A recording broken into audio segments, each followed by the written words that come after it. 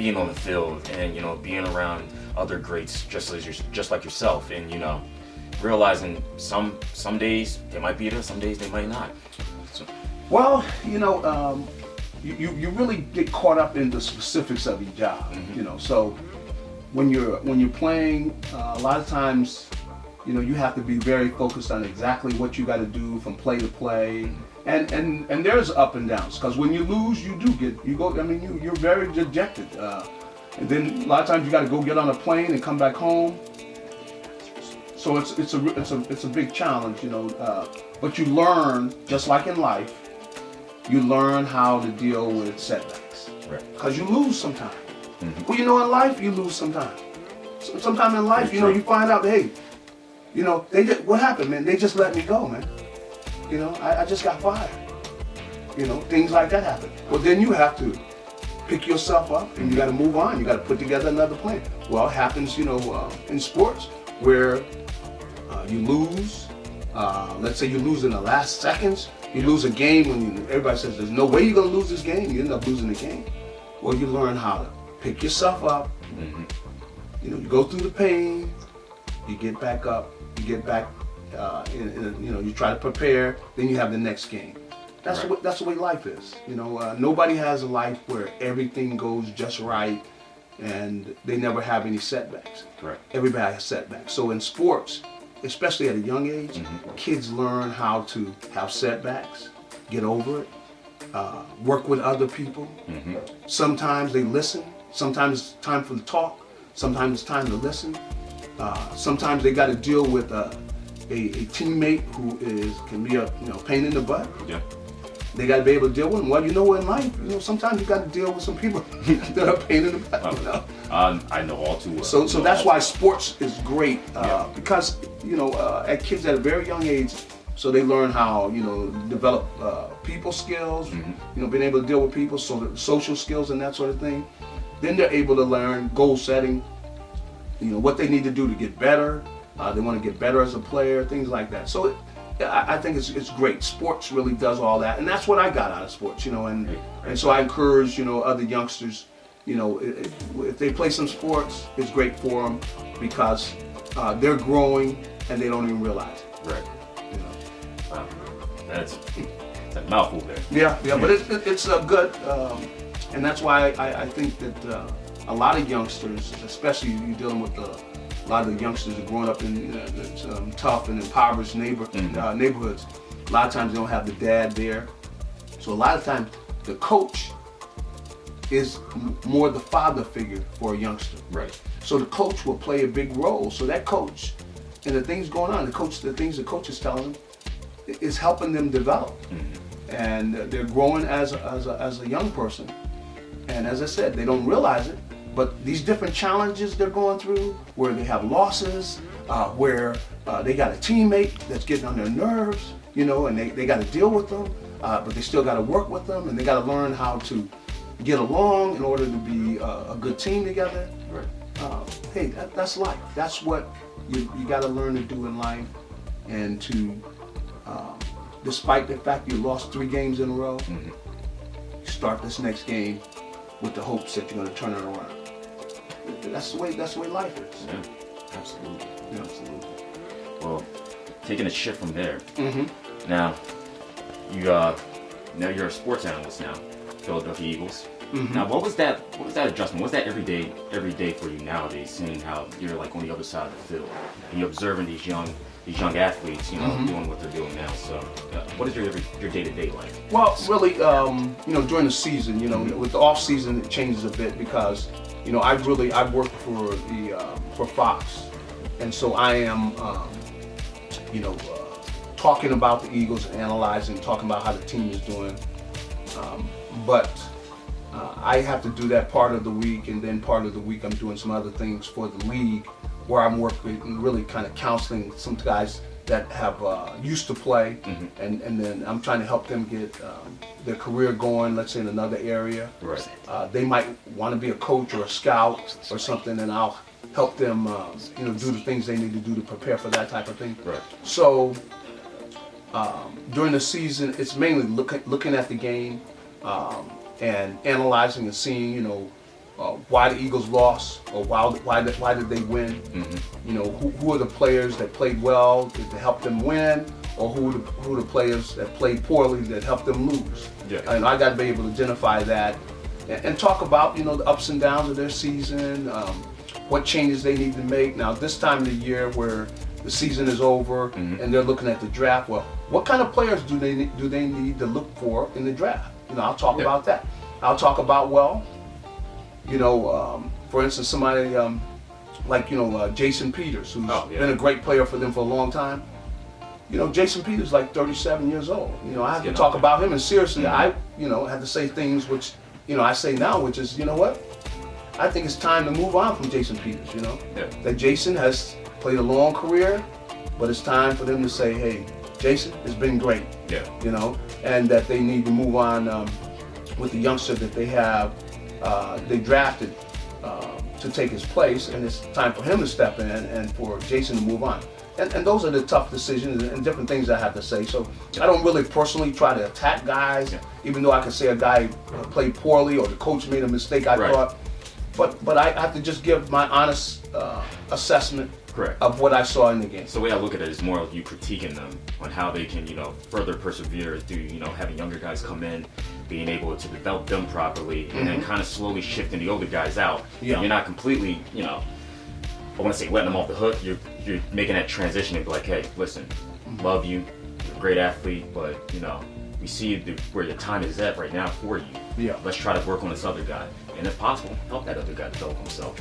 So I can only imagine there's a strong brotherhood in reference to that, but, you know, it's always it's a business too as well. That's right. And so I do get a chance, you know, to get to know a lot of the players. And, you know, I don't try to hurt guys. I don't want to go after a guy personally. But I have to say, whether I'm friends with the guy or not, hey, you know, such and such did not play well. You know, and he's got to play better. And if he doesn't start playing better, they need to get somebody else in there. See, and that's the way it is. You just have to call it like it is. And in fact, I have some of the guys go, man, hey man, Cobb, man, why you killing me on the like, come on, man, why you killing me? I'm going, well, you know what? It's not me that's killing you. It's the way you're playing. Prove me wrong. You know what I mean? Like, what are you gonna do? Hey, you know, you gotta play better, man. You know, but the guys do say something, but like, man, I can't believe, man. Dude, you come in there, I thought you was my boy, man. Why you killing me, man? So we have some laughs, but you know, I genuinely try to be fair, you know. And after that, you know, I'm not going to be the kind of guy who is going to say everything's great when it's really not. You know, so you know, but I because I'm a former player, you know, the guys they will say things when they come in if they heard. Because the other guys will say, hey man, Cobb, man, he was killing you, man, yesterday on the radio or whatever. So I mean, from there, it sounds like sometimes the athlete needs to hear the brutal honesty in order for them to realize, you know, what can I do to get better? That's right. And coming from you, it's like, yeah, take my words for what I see. You know, I'm not coming at you. I'm not coming down your throat because I don't care about you. I'm coming down your throat because I can see you doing better. So if I got to give you the brutal, honest truth, recognize it's just out of love. It's not out of anything, any animosity. It's just, you know, I want to see you do better. I have to be honest, and really, you know, the job they're asking me to do is to give my honest opinion. So, you know, that I try to do it though without, you know, making it personal. You know, but I have to say, hey, you know, let's say Carson Wentz. You know, hey, he throws 3 interceptions. Was that my fault? Dude, you know. You got to throw it to the other color jersey. You know? So, but the guys, and a lot of times we have laughs. We'll laugh about it. But you know, they will say stuff like, "Oh man, now here come this dude, man. Come man, you know, you're all over me, man." You already know. You go like, man, you was on the, like. In fact, years ago, you know, Donovan McNabb he was a quarterback then, and I would be doing a show on the radio, and I told Donovan, "Hey man, look, I see this stuff bothers you, man. You know, hearing people call and talk about you and stuff. You need to stop listening to the show on the radio. You need to stop because I was on WIP." And he said, "Yeah, man, I'm not listening, man. I'm not listening." He said, "Oh yeah, by the way, hey man, there was a dude that called you last night." I'm going, man, let's see. In that same breath, saying something else. That's because he let that stuff bother him. Yeah. And in fairness, we love all our fans, but if Yeah. you got a guy who's let's say the guy is a plumber, Yeah. okay, he calls the radio station because he's a football fan. Now, does he really know what was really going on on that play? His profession is he's a plumber, Yeah. okay? Now, if he was a professional, he was one of the coaches calling, or he was a scout for some other team that called. Right. No, you got guys who, they are fans. Mm-hmm. Okay, that's all they are. They're fans. Their expertise is not in football. And so they're calling, they're giving their opinion, but sometimes they don't even know what really went wrong on a play. Exactly. But see, Donovan would let that bother him though. And he would really let it get on his skin. So he would be going like, yeah, I don't listen to that stuff. Hey, but there was a dude that called you yesterday, man. It's like you gotta have tough skin for that because they're going to judge you. They're going to say everything about you. That's right. Win or lose. No You matter gotta what. have tough skin. And that's the way it really is for everybody now. Because there's sports talk everywhere. On television with ESPN and all the different sports channels. They're all giving their opinion. That's what they do. They give their opinion. Right. And if you look at TV, you're going to hear people giving their opinion. So if you can't take it, then you should say, I'm not going to listen to any of that. Right. Now, that's what Carson Wentz does. He says, hey, look, I don't listen to sports talk. I don't want to hear what everybody's got to say because he knows it will bother him. Mm-hmm. So he doesn't listen to it. But Donovan, he couldn't help Going on a but tirade. Yeah. he couldn't help but turn on. I guess he'd be driving going, man, I shouldn't be doing this, but I got to turn this on.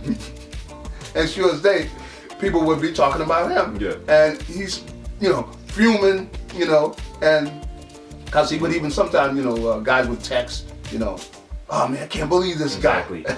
You listen to the radio right now. You hear what's going on? What's happening? Turns on like this guy. Oh my gosh, man, this guy. That's right. Yeah, but yeah, you're absolutely 100% correct about that. You got to block out the outside influence because once that season starts, everybody's going to have something to say. Well, easier said than done. Because yeah, if you know, like for instance, we're doing this program now. Mm-hmm. Let's say you hear somebody, you're walking, let's say, into a restaurant, mm-hmm. and you hear somebody mention your name. Oh, I saw Steve on the tube, man. This guy, man, named George Graves, man. Man, he's tripping, man. You see the stuff, right away you go, oh, yeah. What's up with that? Well, that's what players have to deal with, right? Because they hear people talking about them, and it takes some discipline to say, I'm not going to let that affect me, and I'm not going to let that bother me, and it takes discipline. So I encourage guys, hey, look, I would tell you, don't listen to the stuff, because not everybody can take it. Right. It ends up bothering you, and you're thinking about that more than you're thinking about doing your job, and then that can become a problem. Correct. So, getting towards the end, is there anything you would like to tell the audience to keep them motivated? You've accomplished so much and continuously still accomplishing things in life. So, what would you tell the audience out there that sports kids that are looking, for some ambition, some type of drive, something to keep them striving to go forth? What would you let them know? Well, I'll tell you, the first thing you need to do is you got to be honest and really love yourself. Mm-hmm. And that means you got to accept who you are. Some people, you could be looking at somebody who is a great athlete. That's not everybody's thing. Right. Whatever you were blessed with, you got to find out what that is. So you got to love who you are. And if you really will love yourself and accept yourself, the Lord will show you, what gifts He has put in you.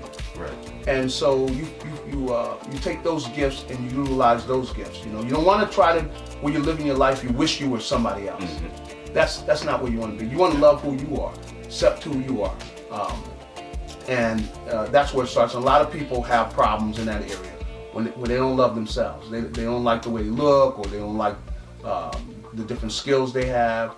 And that's going to be a problem because you're going to wind up with drinking and drugs and that type of thing. It starts where people do not love themselves. Now, a lot of that happens because you got different issues in families where the parents aren't there, so they don't really have that a loving atmosphere. So, first thing you got to do is you got to love who you are, and I would encourage them, to give their life to the Lord, because I know that was a major thing in my life.